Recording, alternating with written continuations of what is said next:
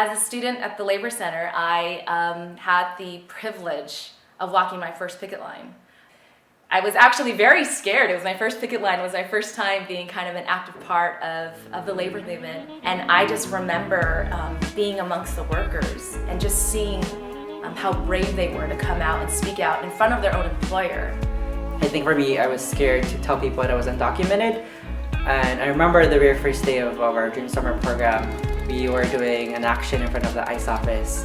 And I was yelling, undocumented and afraid. And I remember I was so scared having people there from the Labor Center and other undocumented youth to understand that we shouldn't be scared of our own identities.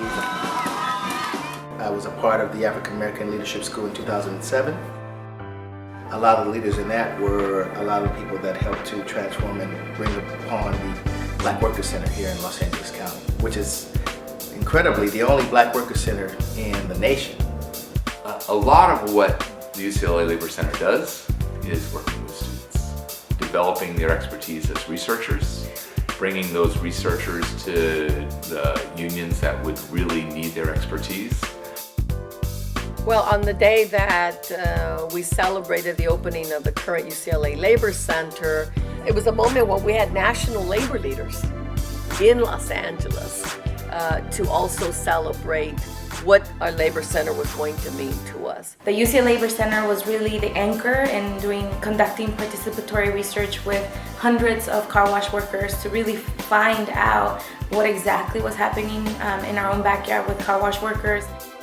Los dueños abusaban, pues no nos daban a veces break, no nos daban agua tampoco para tomar y ni pues un lugar a donde especialmente para comer nosotros. Another role for the UCLA Labor Center has been making the connections with labor issues in other parts of the world. So their global work has taken labor leaders from LA to Vietnam and China.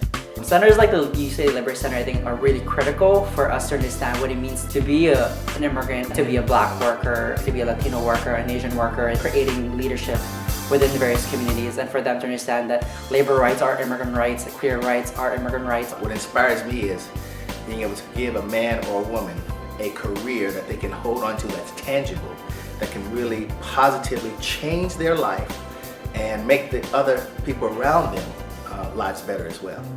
My personal connection to the UCLA Labor Center, it's like a second home, and there's a lot of great memories in this building. Everything from, sleeping in the building when we were trying to do a lot of work for the DREAM Act. Being able to highlight the individual stories, being able to be the carrier of that narrative about what labor's role is in terms of organizing the unorganized and fighting and winning its moral authority is the battle that the UCLA Labor Center rightfully takes on. And so for another 50 years, we need you in the struggle, and we look forward to the creative energy and wisdom you bring to our work.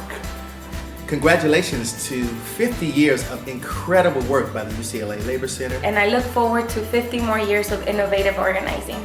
We hope that the next 50 years, you'll continue to bring new leaders into our progressive movement. To 50 more years of leadership development and advocacy for immigrant rights and labor rights.